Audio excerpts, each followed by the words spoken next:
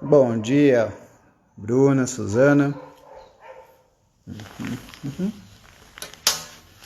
Tá frio aí como tá aqui?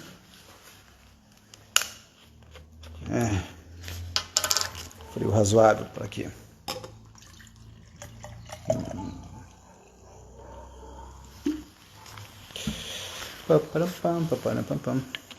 Bom, pessoal, bom dia. Então,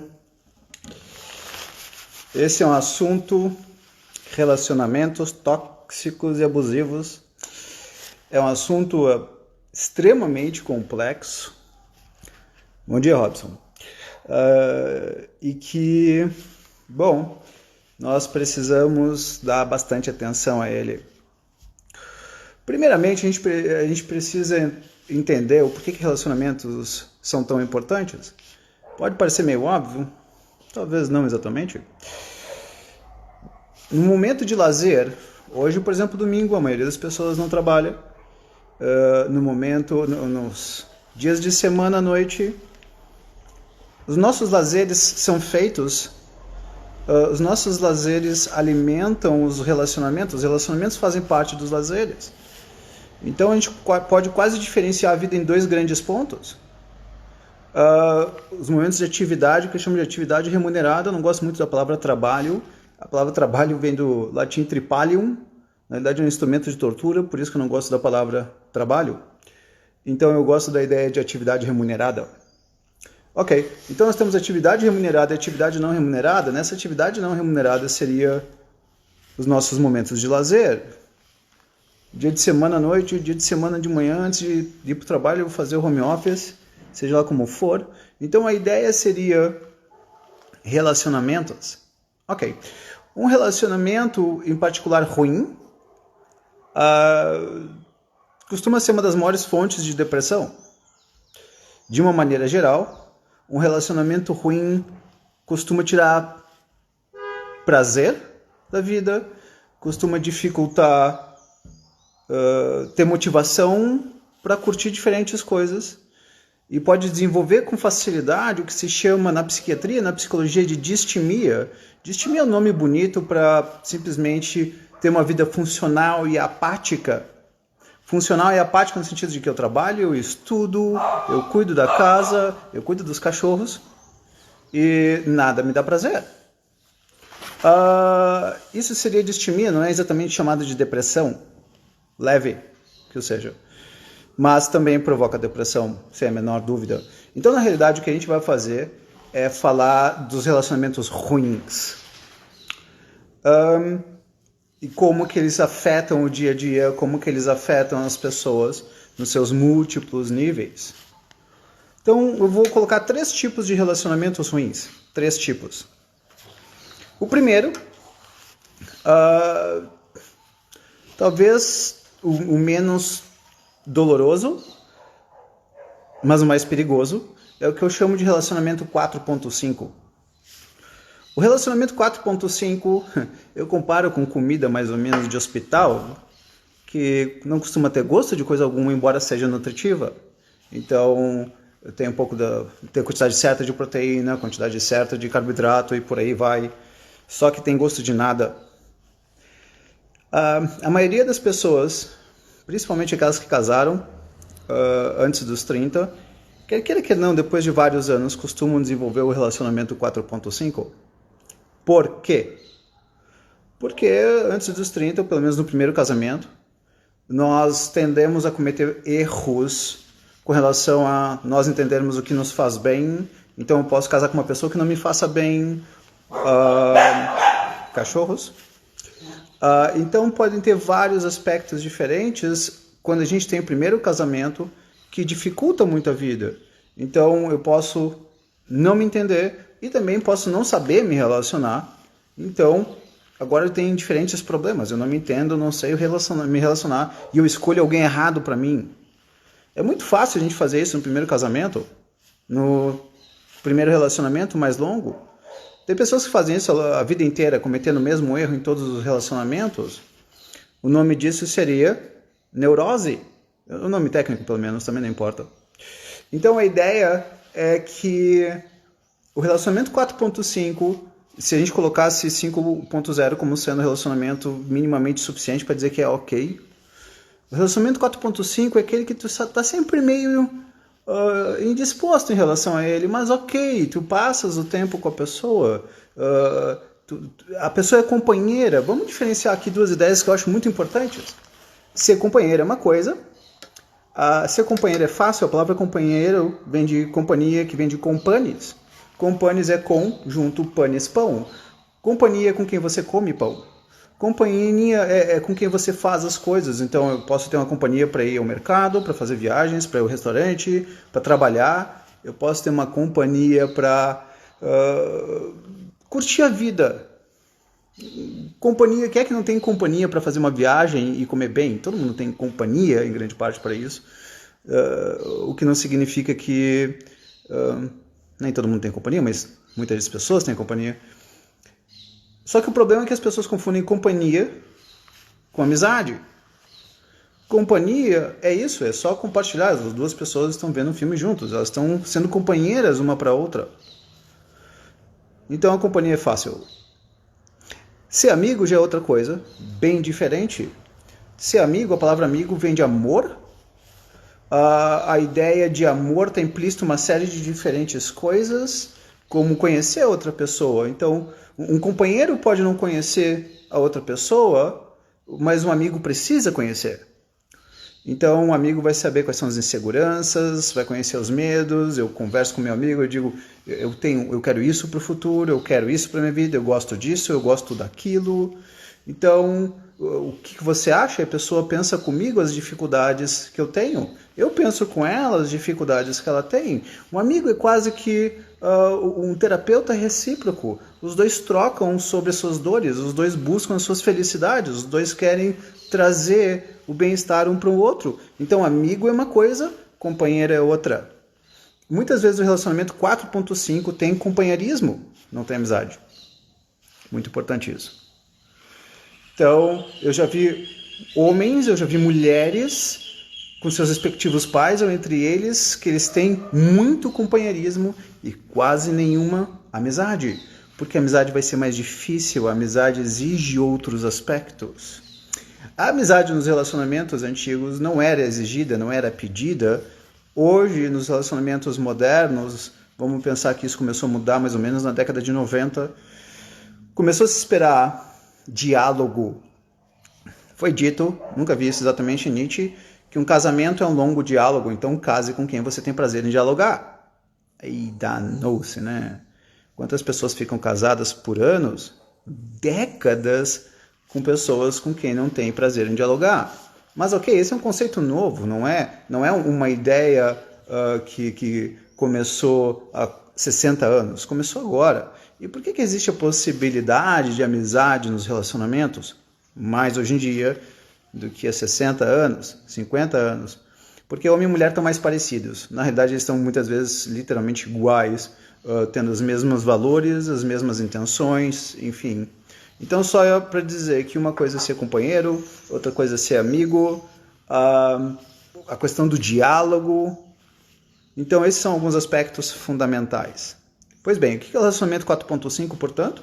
É o relacionamento que tu eventualmente tem um bom companheirismo, mas não tem uma boa amizade. Eventualmente pode até ter uma boa amizade, mas não tem atração sexual. É uma série de diferentes conceitos muito importantes sobre o quanto que a pessoa olha para o seu respectivo namorado ou namorada e diz, tá, o que a gente vai fazer hoje mesmo? E não tem a vontade do contato. O contato sabe aquelas pessoas que a gente vê muitas vezes que elas estão nos restaurantes e aí os dois ficam no celular. Chega a comida, os dois comem, trocam uma ou outra ideia bastante trivial e voltam para os seus celulares. Não é o celular que está atrapalhando, o celular só está mostrando que os dois já estão afastados. E claro, tem uma coisa fazer isso por 1 minuto, 2 minutos no restaurante, mas o que eu estou querendo colocar? Que um dos maiores termômetros, uma das maiores variáveis que existe para vocês saberem ver o quão bom está um relacionamento é o quanto o casal curte ficar juntos sozinhos. Casais que precisam o tempo inteiro estar com alguém, seja o filho, a filha, amigos, pais, familiares. Casais que precisam disso o tempo inteiro para aguentar um ao outro, no geral estão vivendo a vida 4.5, ou se quiser um relacionamento 4.0. Relacionamento 10, obviamente, ninguém vai ter por mais do que 2 dias ou 5 dias, mas não todos os dias, por anos. Então o relacionamento 4.0, 4.5, ele vai tirando o sabor da vida. Ele vai dificultando a vida. O relacionamento 4.0, 4.5, de novo, é o casamento que eu considero dos mais perigosos.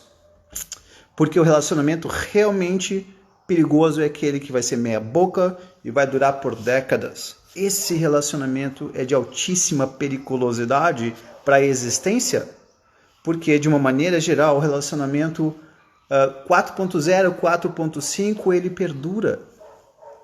Ele vai.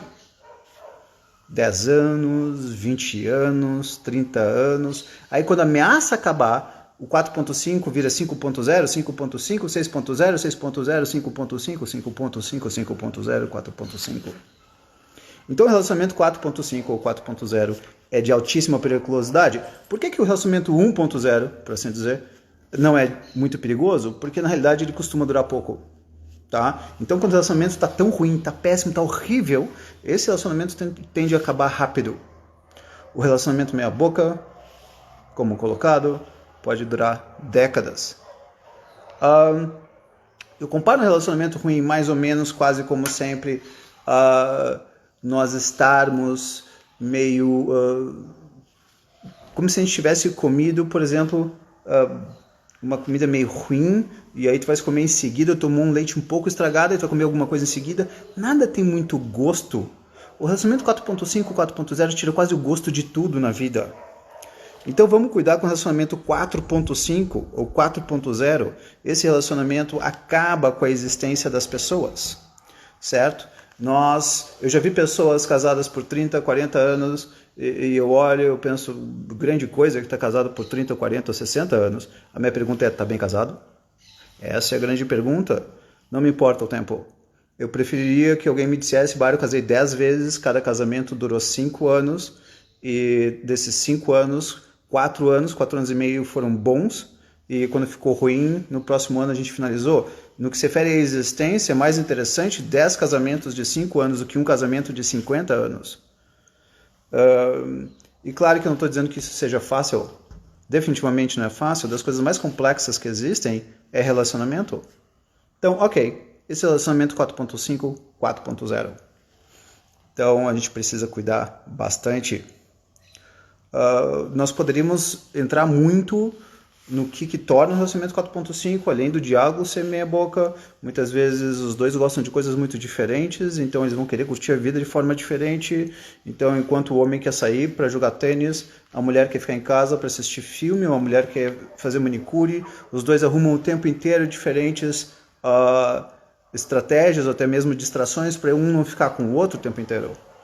Enfim, nós poderíamos entrar muito nisso. O 4.5 pode ser bastante prolongado. Agora vamos para os relacionamentos tóxicos. Ei, ferro. Pois bem, o que é relacionamento tóxico? É quando os dois fazem mal um para o outro. Não é que um faz mal para o outro, os dois são um veneno um para o outro. Quando que uma pessoa se torna um veneno para outra pessoa? Tem diferentes formas de alguém se tornar um veneno para outra pessoa. Uma delas são agressividades. Então, é a mulher muitas vezes que pode pegar e criticar o homem com relação ao erro que ele cometeu profissionalmente e foca muito nisso. Mais do que focar no como melhorar, ela foca em como ele errou.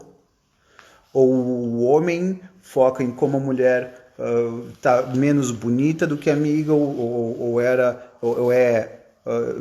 sempre foi menos bonita do que a irmã, ou, de novo, menos inteligente do que as ex dele. Então, agressividades recíprocas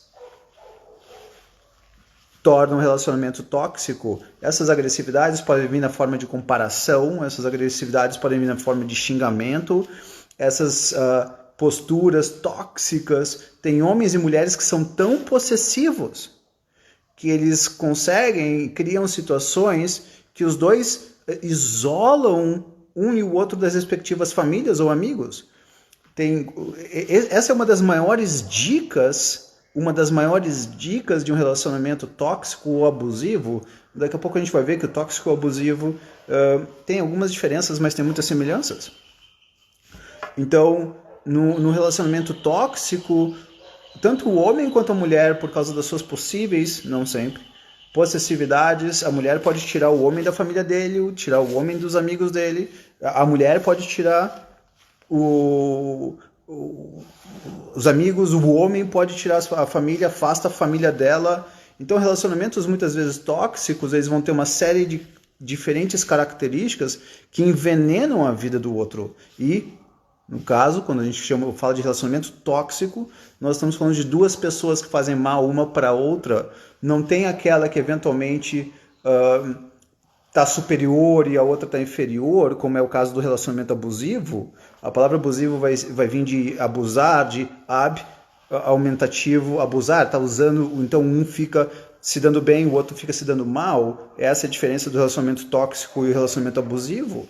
No abusivo, um parasita, por assim dizer, o outro, e no tóxico, os dois se fazem mal. A gente pode pensar, então, tanto no sistema que gera o relacionamento tóxico, tanto o sistema que gera o relacionamento abusivo. Então, são sistemas, agressividades recíprocas, os dois se diminuem. Tem um conceito em inglês chamado passive-aggressive, que a gente pode traduzir praticamente como vitimização agressiva. Então, os dois podem se agredir dentro das suas vitimizações, do estilo, eu estou triste porque no fundo você não cuida bem de mim, então eu me coloco como vítima. No processo de eu me colocar como vítima, eu estou agredindo a outra pessoa. Então nós precisamos dar uma olhada quais são os sistemas que geram relacionamentos tóxicos. Então, os dois se agridem, os dois se fazem mal por diferentes razões. E no abusivo, um vai parasitar o outro de tal forma que quanto mais o homem xinga ou a mulher xinga de diferentes formas, ou agride ou se sobrepõe, mais a outra pessoa diz desculpa. Então a mulher vira para ele e diz, você não cuida bem de mim, você já me amou mais. E ele fala, mas eu tento de tudo para mostrar que eu te amo. E ela fala, não, você não tenta. E agora ele começa a fazer mais e mais e mais, não importa o quanto ele faça, vai ser pouco. Essa é uma das características. A pessoa abusiva, ela é aquela que diz praticamente para o outro, você é inferior a mim, você não sabe cuidar de mim, você deveria fazer mais por mim. Esse abuso ele pode ser de novo com agressividade clara, com xingamentos ou comparações ou diminuições, ou muitas vezes dentro de uma vitimização agressiva, que é bastante perigosa também. Então as duas pessoas, quando elas estiverem fazendo mal uma ou outra, aí nós chamamos de relacionamentos tóxicos. Quando uma se sobrepõe e a outra fica pior, relacionamentos abusivos. Tanto os relacionamentos abusivos quanto os tóxicos podem gerar depressão. No abusivo, obviamente, na pessoa que seria vítima. Então, a pessoa que está num relacionamento abusivo, muitas vezes ela não vai procurar terapia, tá? Isso é muito importante, porque no fundo, muitas vezes ela acaba acreditando que de fato o problema é ela e não ele, ou ele e não ela.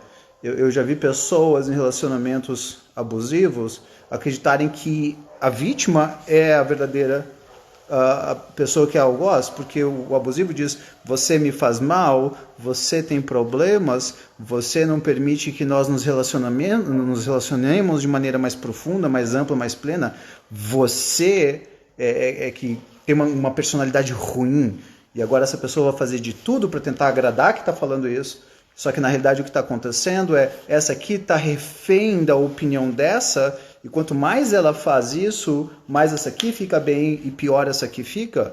Então nós temos, na realidade, um mecanismo que é quase equivalente ao que talvez alguns já tenham ouvido aí de síndrome de Estocolmo, que é um jeito bonito de dizer que uma mulher ou um homem se apaixonam pela pessoa que foi seu sequestrador. Porque a questão fica mais ou menos assim, é como se eu estivesse apontando uma arma para alguém, e aí eu digo, eu só não te mato porque eu sou bonzinho. A outra pessoa diz, nossa, Bar, como você é uma boa pessoa, muito obrigado. Nossa, o Bar é uma pessoa espetacular, porque ele não me faz mal, ele poderia me fazer mal, mas não me faz. Esse relacionamento é muito comum em relacionamentos abusivos, esse tipo de relação, certo? Então a pessoa muitas vezes está no relacionamento abusivo, ela não sabe que ela está no relacionamento abusivo. Pelo contrário, ela acha que ela está no relacionamento que só não é bom por causa dela. Fica meio complicado isso, mas é isso. O relacionamento está ruim e a culpa é minha e a outra pessoa é espetacular e eu que sou uma porcaria. Então uma das coisas do relacionamento abusivo é que nós temos aqui uma pessoa com baixa autoestima, que não sabe se defender, que não sabe se posicionar, que não sabe criticar o que houve, o que acontece, enfim. Então relacionamentos tóxicos, os dois fazem mal um ao outro, o abusivo, um parasita o outro, por mais que eventualmente não esteja claro, e no abusivo fica mais difícil isso aparecer, porque, de novo, a pessoa vai estar achando que ela está errada. Então, enfim, ela pode fazer até mesmo terapia para tentar ser menos abusiva, quando na realidade ela é muito mais vítima do que abusiva. Então, esses são alguns conceitos importantes. O relacionamento 4.5, 4.0, péssimo relacionamento, prolonga por anos. O relacionamento tóxico, muitas vezes ele vai ser por alguns anos, difícil ter uma década de relacionamentos tóxicos. Diga-se de passagem, nós podemos pensar em um relacionamento tóxico sendo aquele que em algum momento vai ter uma doença, depressão, ansiedade, seja lá o que for, e acaba o relacionamento. No relacionamento abusivo, bom, esse também pode durar muitos anos, mas costuma também não ser tão prolongado quanto o 4.5 ou 4.0. Pessoal, está ficando claro esses três conceitos, certo? 4.5, o tóxico e o abusivo. Se vocês quiserem aprofundar alguma coisa, por favor me digam, porque de fato é extremamente complexo tudo isso, certo? E alguém pode perguntar, mas Bayar, fulano bateu em mim, ou ela me xingou disso, ou foi dito aquilo. Legal, obrigado Bruna, Lúcia, Dani, legal, tá? E vamos pensar numa mulher, vamos usar um clichê aí da violência. Por que é um clichê? É um clichê verdadeiro, mas a violência física é uma violência óbvia, mas tem várias outras violências que não são físicas. Elas não são óbvias, certo? Se uma mulher imagina uma mulher virando para o homem dizendo assim, eu gosto de transar com você, mas não como era com meu ex. Mas tá bom. O que a gente vai fazer hoje mesmo? Imagine o nível de violência disso, certo? A violência é muito grande nesse sentido, porque tu dás uma impressão de não ser uma violência, mas na realidade tu estás esmagando a pessoa. E no relacionamento tóxico ou abusivo isso é constante. Uma das grandes perguntas pode ser sempre, por que alguém não sai de um relacionamento tóxico? Então eu vou parando segundo o que vocês quiserem aprofundar, porque eu acho importante. Então a Flávia coloca, quando uma pessoa sai de um relacionamento abusivo tóxico, sabe o que passou e entra em outro relacionamento igual com outra pessoa, o que faz essa pessoa trair somente relacionamentos ruins? Ótima, excelente pergunta, Flávia. De uma maneira geral, nós precisamos pensar em termos de relacionamento, em termos de nós, sobre praticamente 2 ou 3 aspectos. O aspecto número 1 se refere a nós. Então, eu Bayar, ou eu, qualquer pessoa, quais as características que eu possuo que dificultam relacionamentos, tá? Percebam, eu não usei quais defeitos eu possuo, eu não usei a expressão quais erros eu tenho, eu não usei nenhuma expressão nesse sentido, eu usei a expressão quais características eu possuo que dificultam o relacionamento. Então essa é a primeira parte, Flávia. Então, eu tenho características que estão dificultando o relacionamento. Será que eu sou capaz de ouvir críticas? Será que eu sou capaz de eu me criticar? Será que eu sou capaz de eu olhar para mim e ver os meus limites e ver como eu afeto de maneira negativa as pessoas, como eu afeto de maneira negativa os diferentes relacionamentos? Então esse sou eu. O que é que eu estou fazendo para dificultar relacionamentos que muitas vezes eu não percebo? Então essa é uma das partes. A outra parte, Flávia, entra num aspecto bem diferente, que é o quanto eu sei escolher alguém para mim. Certo? Mais fácil falar do que fazer. Tá? Então, muitas vezes, o quanto eu sei escolher alguém para mim. Se eu escolhesse uma mulher para mim quando eu tinha 15 anos, ia ser um determinado tipo de mulher, aos 25 ia ser outra, aos 35 teria sido outra, e hoje é outra. Então, nós vamos mudando ao longo do tempo. Então, a pessoa que era certa numa época não é em outra. Então, isso tudo a gente precisa entender, nós mesmos também. E aí... Jami, é isso, Jami? Tem cura para o abusador? Ele pode fazer terapia, simplesmente deixar de ser um abusador? Sem a menor dúvida, Jami. Então, vou colocar aqui para não esquecer. Abusador melhorando. E a Fernanda coloca... Porque mesmo sabendo que estava no relacionamento 4.5, não aceita a separação? Ei, Fernanda! Ótima pergunta. 4.5 e separação. Pois bem... vamos começar talvez com esse abusador melhorando. O abusador pode deixar de ser abusador sem a menor dúvida. Ele pode... Qual é a melhor forma de tu ensinares uma pessoa a deixar de ser abusadora ou de ser abusiva?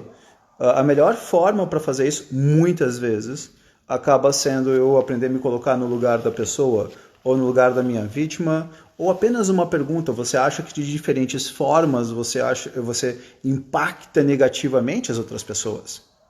Então, será que eu impacto negativamente a minha esposa, o meu esposo? Será que eu impacto negativamente o meu filho, minha filha?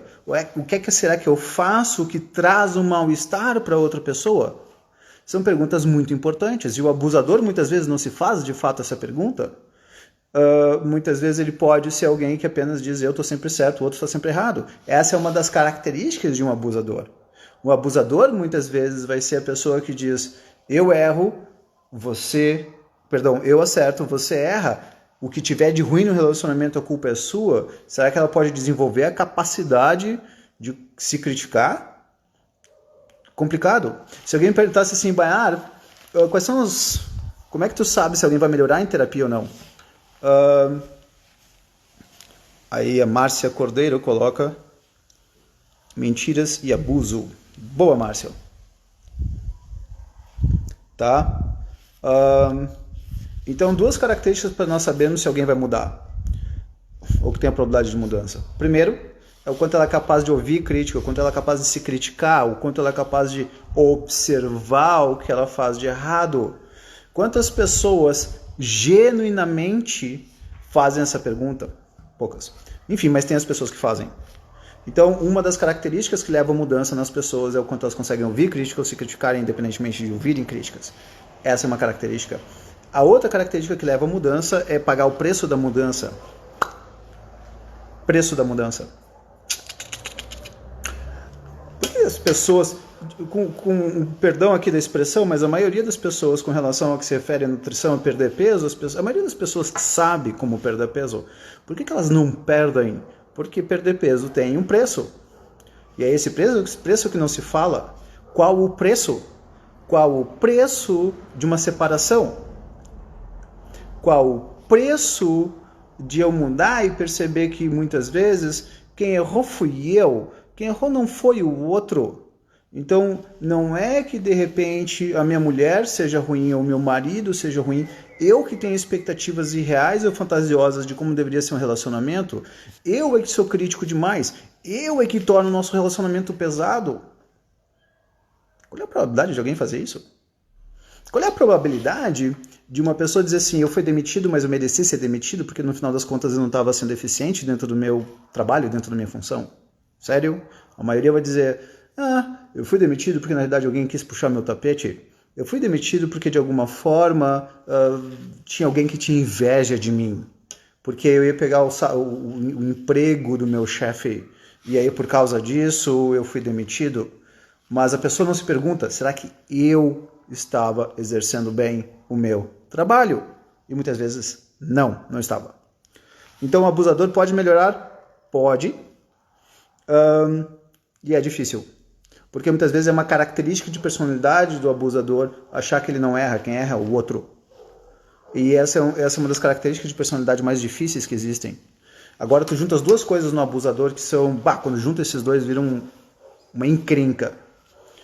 Quando o abusador acha, parte 1, que ele está sempre certo. Então ele não para para ouvir, ou ele não para para se criticar, ok, então ele está sempre certo. Então é mais ou menos assim, você está certo porque você pensa como eu, você está errado se você pensar diferente de mim, porque eu sou a única forma certa de pensar. Quase narcisismo, mas vamos por partes, não é exatamente isso. Então, um dos aspectos com relação ao abusador é esse, eu estou certo. Segunda parte do abusador, e aqui fica muito complexo, muito complicado no abusador, são as pessoas eloquentes. São as pessoas que falam muito bem, são as pessoas que sabem vender o seu peixe, são as pessoas que sabem criticar, são as pessoas que sabem ser lisas, elas sempre saem por um outro caminho. Então, fazendo a outra pessoa acreditar, no fundo, que é outra pessoa que está errada e não ela, é outra pessoa que tem que se esforçar pelo relacionamento e não ela. Se o relacionamento estiver errado é por culpa da outra, não por minha culpa. Se eu tiver uma eloquência com relação a isso, e eu realmente acredito nisso, e eu me relaciono com uma pessoa que não sabe se defender das diferentes frases, das diferentes ideias, ela começa a comprar. Quer ver? Eu viro para a pessoa e digo, olha, eu te amo muito e por vezes quando eu penso que pode dar errado nossa separação, dar errado nosso casamento, é porque no fundo eu acho que você não cuida bem de mim ou que você não me ama exatamente tão bem quanto. E eu realmente acho que enfim, talvez você não seja uma pessoa que saiba cuidar de fato. Talvez você possa ter diferentes problemas, talvez seja melhor eu me afastar. Uma pessoa que fala com esse cuidado, por exemplo, de uma maneira leve, porque as maiores violências que existem, elas não são as claras. As maiores violências que existem, elas vêm nas entrelinhas. As claras é fácil. Vai se ferrar, pronto. Essa violência é fácil. Agora, quando tu colocas uma pessoa com esse nível de eloquência, colocações leves, de uma maneira firme, vitimizada, aí o negócio complica muito. E aí, Flávio, tu colocas uma pergunta muito importante. O abusador pode ser um psicopata? Sim, ele pode ser um psicopata. Ele pode ser um psicopata, ele pode ter transtorno de personalidade narcísica, ele pode ser, usando as expressões atuais, ele pode ser um antissocial, ele pode ser tudo isso, o abusador. Só que muitas vezes o abusador também pode ser apenas uma pessoa vitimista constantemente. Se vocês tiverem interesse em dar uma olhada, eu escrevi um texto que está no blog Bayar Galvão, e o nome do texto é A Ditadura da Vítima. Tá? Então a vitimização é uma ótima forma de tornar a pessoa, a vítima, a coitadinha, na realidade muitas vezes quem está abusando a outra pessoa. Olha que coisa que fica. Então muitas vezes uma lágrima acaba sendo uma forma de manipular a outra pessoa. Quer ver?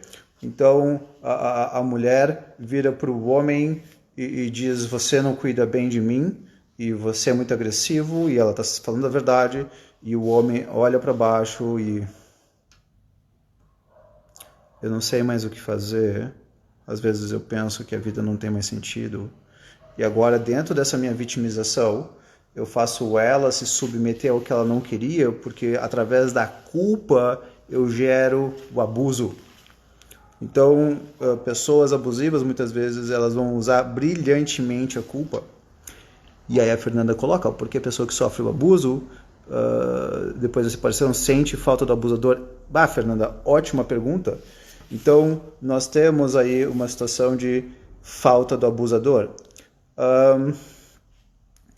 Fernanda, no que se refere à falta do abusador, muitas vezes, primeiro a gente precisa diferenciar duas coisas muito importantes. A falta do que o abusador faz de ruim, certo? faz de bom. Então a pessoa pode sentir falta, porque não é necessariamente que a pessoa vai ser abusiva e vai ter zero de coisas boas. Então a pessoa que está sofrendo relacionamento abusivo muitas vezes vai ter momentos bons.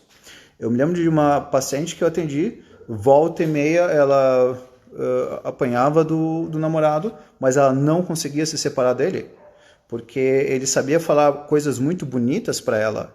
Ele falava como ela era linda, como ela era gostosa, como ela era inteligente, como ela era o amor da vida dele. E ela se empolgava com isso, ela não conseguia largá-lo porque ela tinha uma péssima autoestima. E quando ele tocava nesses pontos de uma forma poética, ela ficava simplesmente encantada. E toda vez que ela pensava em se separar, ela pensava em deixar esses momentos de ótimo bem-estar. Então, a hora que se separa, sente falta desses momentos também. Tá? Então, isso é um dos mecanismos, por exemplo, só para falar um. E a Manuela coloca, mas com o tratamento 4.5, desculpa, tu tinhas colocado antes, Manuela, já retorno ali. Será que não idealizamos os relacionamentos e sempre queremos algo perfeito? Muito bom, Manuela. Tá? Então, a questão... eu acho que eu acabei finalizando, se eu não... o raciocínio anterior, se não ficou claro, depois vocês me dão um toque, certo? Então, tu pode ter, só voltando um pouquinho ali na falta do abusador, o abusador, então, pode ter duas características muito importantes. Uma é um cidadão que acaba dando coisas boas para a mulher, ou para o homem, não importa. E a outra é que essa pessoa, ela pode se transformar no grande juiz da autoestima. Então o homem vira para a mulher vira para o homem, não importa, e diz: eu não te quero mais. O que significa uma rejeição em última análise? Em última análise, rejeição é quando uma pessoa chega para outra e diz assim: olha, o que você tem para oferecer, o que você tem de bom, o que você tem de melhor, a pessoa que você é não é o suficiente para mim. Olha o peso que isso tem. Certo? Isso é uma rejeição de peso. Claro que a gente pode pensar em mil formas de como lidar com isso, mas o conceito acaba sendo que se eu for rejeitado dessa forma, eu posso começar a pensar na mulher: nossa, eu não fui bom para ela o suficiente, eu não sou bom o suficiente, então agora eu quero voltar com ela para eu me sentir bem comigo mesmo. Então eu não quero voltar com ela, o abusado não quer voltar com o abusador necessariamente pela falta das coisas boas, mas para curar o orgulho ferido, curar entre aspas, ou no mínimo diminuir a dor do orgulho ferido. São duas grandes causas que levam as pessoas a quererem voltar nos seus relacionamentos que eram tóxicos, 4.5 ou abusivos. A pessoa quer voltar a se sentir valorizada porque ela volta a ter uma boa autoestima. No gancho da pergunta da Manuela, Armando, como fazer para não levar para o próximo relacionamento as questões que envolveram o último que vivemos? Ótima pergunta também, Armando.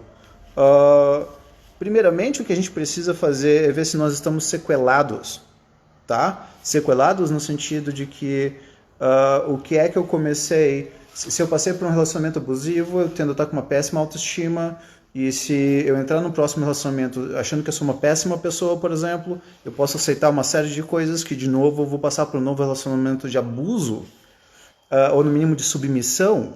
Então tem uma série de efeitos nesse sentido. Isso só para falar no que se refere a sequelas.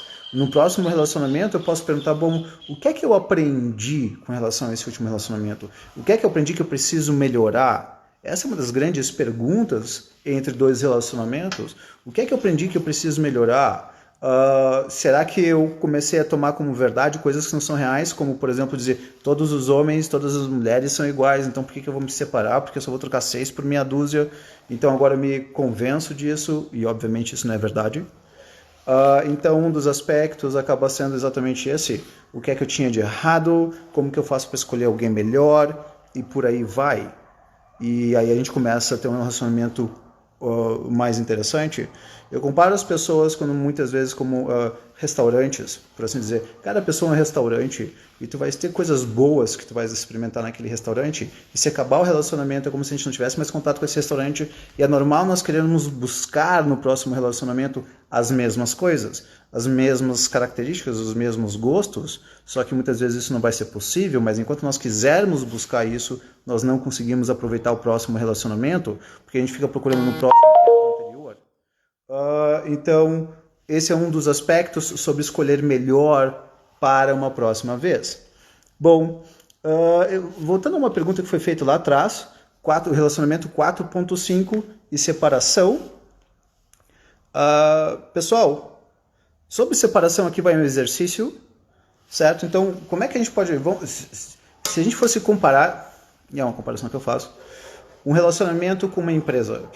Quando que uma empresa vai bem? Quando que uma empresa está saudável? Quando está entrando mais dinheiro do que saindo. Quando começa a sair mais dinheiro do que está entrando, é porque ela está no vermelho. Tudo bem se for por uma época, mas se for por muito tempo, o relacionamento está no vermelho. Então, quando tiver mais coisas ruins do que boas, a gente tenta melhorar as ruins, a gente tenta superar essas ruins, para elas deixarem de pesar tanto, e melhorar também as boas. Por que não? Por que eu não posso tentar melhorar o relacionamento dentro das coisas boas que tem e tentar tirar as coisas ruins, tentar superar as ruins? Pois bem, isso às vezes não é possível. E aí a gente está no relacionamento talvez 4.5, 4.0, ou no relacionamento tóxico, ou no relacionamento abusivo. E aí a pergunta fica, por que as pessoas não se separam? Aí é outra discussão. Tá? Então, com relação à separação, vamos nos perguntar sempre duas coisas. Pergunta número 1. O que é que eu vou perder de bom ao me separar? As pessoas às vezes têm dificuldade de se perguntarem, o que é que eu vou perder de bom se eu me separar? É que é meio problema do regime. Por que as pessoas têm dificuldade de fazer regime? Porque elas vão ter que abrir mão de uma coisa gostosa, que é comer. Então, muitas vezes, o que é que eu tenho de bom no meu relacionamento que muitas vezes eu não percebo e eu vou perder ao me separar? Essa é uma primeira parte da separação. A segunda parte da separação, tão importante quanto, se não mais, é quais os problemas que eu vou enfrentar ao me separar. Cada pessoa vai enfrentar diferentes problemas ao se separar. Eu posso listar aqui as mais comuns. Uma separação, muitas vezes, tu vai ter uma perda financeira. Geralmente ela existe, é real. Então, muitas vezes, o cidadão não vai mais conseguir morar na casa que conseguia, nem a mulher. Não é super incomum ter que tirar os filhos da escola que estavam. Não vai mais conseguir pagar o apartamento que estava conseguindo pagar. Existe uma queda financeira e tem pessoas que não conseguem lidar com quedas financeiras. Pessoas que não conseguem lidar com quedas financeiras muitas vezes ficarão reféns dos seus casamentos.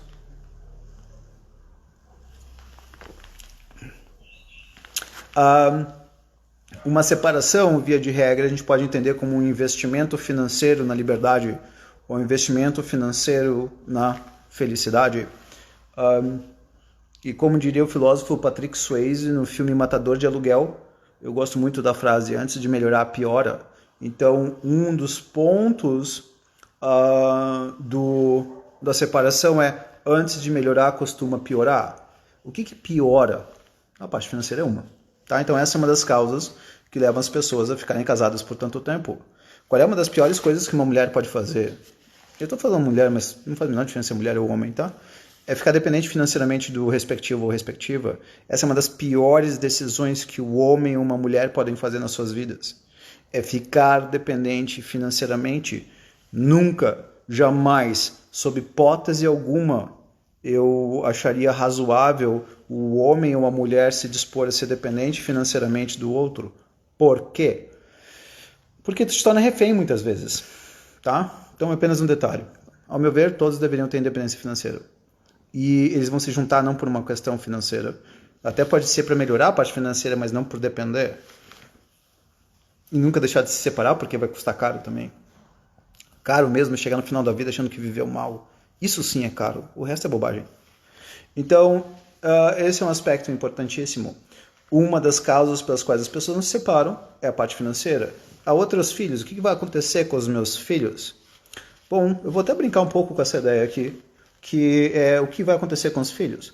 Ora, eu posso brincar com a ideia de referência quando nós temos um relacionamento ruim e os filhos estão vendo esse relacionamento ruim, eles crescem achando que esse é o relacionamento normal. Então, se eu cresço vendo meu pai batendo, xingando a minha mãe aceitando isso, qual é a referência que eu tenho? Que é normal o homem xingar a mulher. Ou vice-versa. Pessoal, não vamos achar que o homem é o algoz e mulher é a coitadinha. Não, não, não, não, não. O que a gente pode dizer apenas é que os dois podem fazer tão mal um para o outro, eles muitas vezes só vão usar talvez armas diferentes, instrumentos diferentes. O homem vai ser muitas vezes menos vitimizado, a mulher vai ser mais vitimizada no que se refere a um relacionamento tóxico ou abusivo. Então não vamos entrar em coitadismos, tá, pessoal? Não é o local para coitadismos nem mimimis. Então, um dos aspectos fundamentais acaba sendo o que vai acontecer com os filhos, e muitas vezes eu posso perguntar, bom, os teus filhos vão passar por uma época de adaptação que vai depender em grande parte de como os pais vão lidar com esse divórcio, com essa separação. E pior do que isso, muitas vezes, que eu vejo em terapia e eu acho péssimo, é quando eu vejo pessoas que não conseguem se separar porque elas cresceram com um relacionamento, cresceram vendo um relacionamento ruim. Então é normal ter um relacionamento ruim, é normal ter um relacionamento 4.5, 4.0. O meu pai respeita a minha mãe, meu pai é companheiro da minha mãe, mas não são amigos, ele não gosta de ficar com ela, e nem ela com ele. E eles crescem com isso. E isso eu acho muito mais perigoso do que passar por um processo de divórcio, onde os dois, dentro do possível, obviamente, tenham que não usem as crianças como munição contra o respectivo pai ou mãe, que seria alienação parental, mas aí a gente estaria falando de outra coisa. Pensando bem, pode ser um bom tema para uma próxima live, alienação parental. Enfim, então essa é uma outra da lista. Então, uma das razões pelas quais as pessoas têm dificuldade de se separar: grana. Segunda, filhos. Terceira, o que os outros vão pensar? Tem pessoas que são reféns da opinião dos outros. Ainda mais se for de uma cidade menor, uma cidade pequena. Eu sempre gosto de brincar com a história aquela desses reality shows que as pessoas ficam dentro de uma casa, uma fazenda, uma porcaria dessa. Por que as pessoas assistem essa porcaria? Porque na realidade elas gostam de falar mal dos outros, elas gostam de fofocar, é quase um esporte. E tem gente que faz isso com frequência brutal. Só que numa cidade pequena isso acontece todos os dias, só que ao invés de ser alguém na televisão, é a família X, é a família Y, você viu o que aconteceu? Então, pessoas de cidades menores muitas vezes vão ter isso mais complicadamente, tá? Então, aí nós estamos no terceiro ponto, o que os outros vão pensar, certo? Então, nós temos aí, botando já 3 na lista: grana, filhos, que vão pensar. 4, o medo de ficar só. Tem pessoas que não têm medo de ficar só, elas têm fobia de ficar só. E aí, por fobia de ficar só, elas vão aceitando cada coisa na vida que é um terror. Tem homem e mulher que, quando eu vejo o que o homem, o respectivo namorado disse, eu falo, como assim? Um guri uma vez, enfim, um jovem de mais de 20 anos, ele virou para mim em determinado momento e diz, Bayar, a minha namorada disse para mim que eu devia achar alguém mais simples.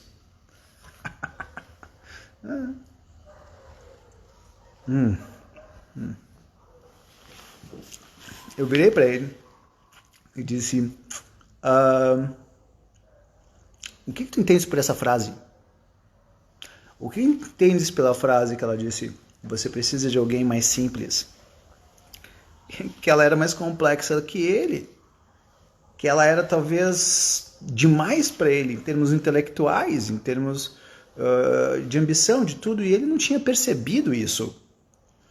Então, muitas vezes, nessas frases que vem coisas como essa, e eu perguntei, mas é comum tu ouvires esse tipo de frase dela? Ele olhou para mim e disse, sim. Tá, e como é que tu te sentes?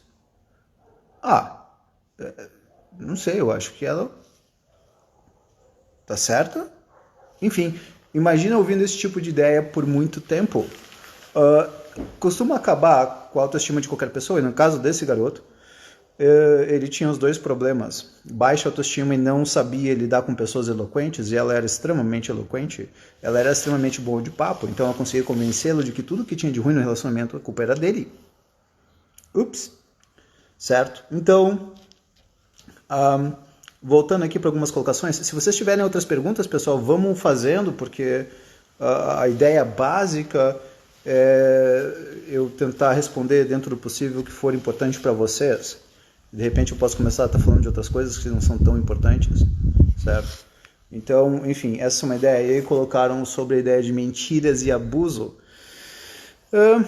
Sem a menor dúvida, uma das formas de ter uma relação onde tem um abusador e a vítima é mentir. E dentro dessa eloquência, muitas vezes, vêm as mentiras, vêm as omissões. Tem uma frase que eu gosto muito que diz: meia verdade é uma mentira inteira. Então, a mulher chega para o homem e está muito brava e diz: aquela sua colega de trabalho naquela festa, ela deu em cima de você, e ela fica extremamente brava. E aí ele começa a se defender e diz: não, sim, mas era verdade, ela estava dando em cima. Então ela fica pegando nisso, pegando nesse ponto, e aí ele diz: mas o que tu queres que eu faça? Ele fica refém disso, ele fica acuado, e ela fica batendo. Ora, o que acaba acontecendo? Daqui a pouco ele começa a se sentir mal, ele se afasta dela, mas qual foi a mentira? Na verdade, ela contou meia verdade. A outra parte da verdade é que ela se sente inferior à moça que estava dando em cima dele. A outra verdade é que ela se sente insegura. A outra verdade é que, no fundo, ela acha que ele prefere ela, porque, no fundo, ela acha que ela é mais interessante, a colega, do que ela mesma. Então, foi uma mentira. Bom, foi um pedaço da verdade, não uma mentira inteira. Certo? Ou, perdão, não uma verdade inteira. A verdade inteira teria sido olhar para si e dizer: bom, me incomoda o fato dela ser bonita e ela dar em cima de você, porque eu não me sinto tão bonita quanto ela. Tá bom, isso em mundos ideais. De fato, eu acabei nunca vendo exatamente dessa forma. Teria alguma técnica para tirar o ex da cabeça? Ei, Fernanda, boa pergunta. A pergunta seria, primeiramente, de qual que seria a causa do ex estar na cabeça, tá? Então, vamos pensar em situações comuns que levam uma pessoa a ficar pensando no ex. Uma, como nós colocamos anteriormente, seria coisa de que eu sinto saudades ou falta do que tinha de bom no relacionamento. Então, esse é um aspecto bastante importante. O que é que falta? Uma das melhores formas de nós aprendermos a perder o que a gente tinha de bom com a outra pessoa é nós aprendermos a fazer isso sozinho. Então, digamos que tu tenhas um ex, que a coisa que vocês mais faziam era viajar juntos. Qual que seria o ideal? É tu aprenderes a viajar sozinha, muitas vezes. Ótimo. Dependência emocional, dependência sexual, essa sem a menor dúvida alguma. Tá? Mas vamos tentar ser o mais específico possível. Tá? Deixa eu brincar aqui com uma ideia. E a gente vai brincando também, pensando na ideia do ex. Então, toda vez que nós formos falar, quanto mais nós conseguirmos ser específicos nas nossas falas, maior a probabilidade de mudança. Por exemplo, então imagina que eu faço um churrasco, modéstia à parte, eu faço muito bem, e aí de repente alguém vira para mim e diz: Bart, o churrasco é uma porcaria. Eu falo: nossa, ok, tudo bem, aceito a ideia, pode até ser uma porcaria, não sei, mas o que tornou meu churrasco uma porcaria?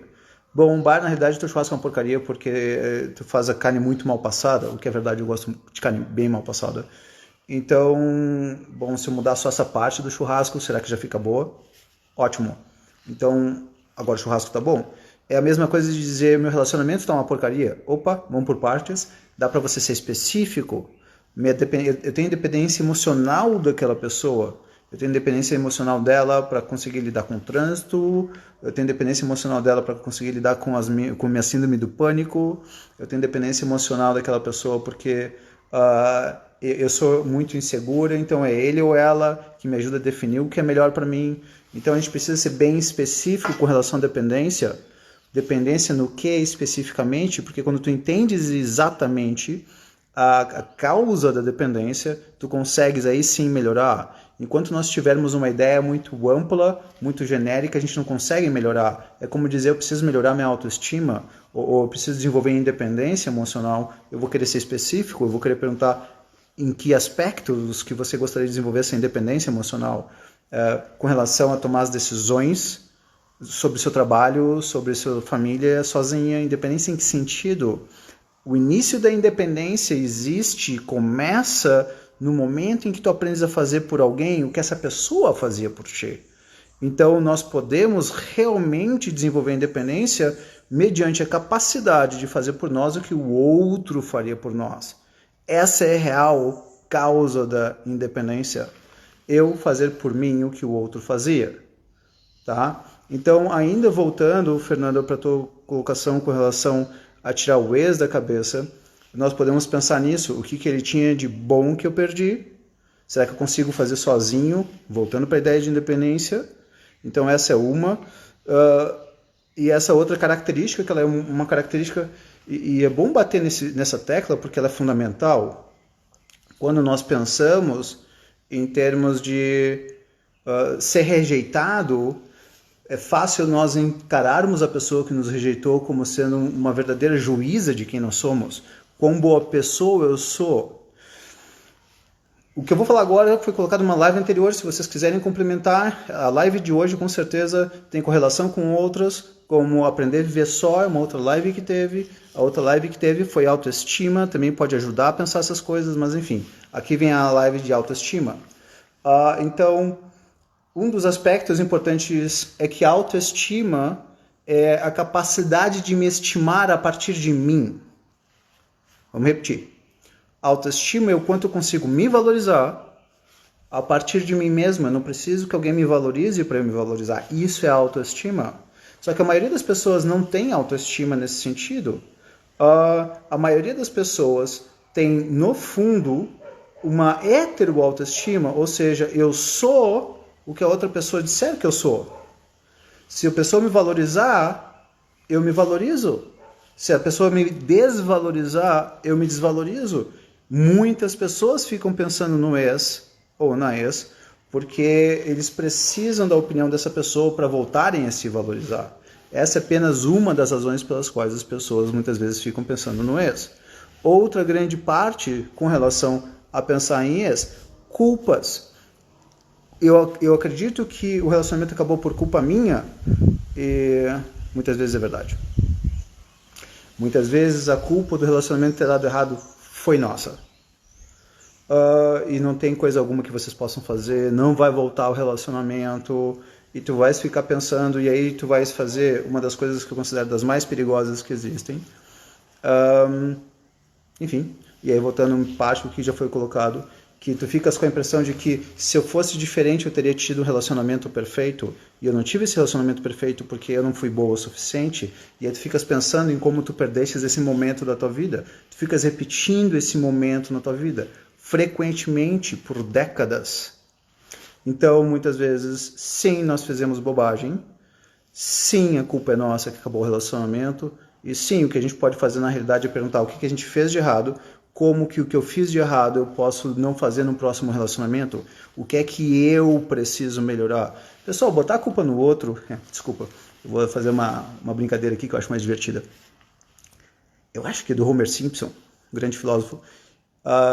Ele em determinado momento diz assim, bom, a culpa é minha, eu coloco ela em quem eu quiser.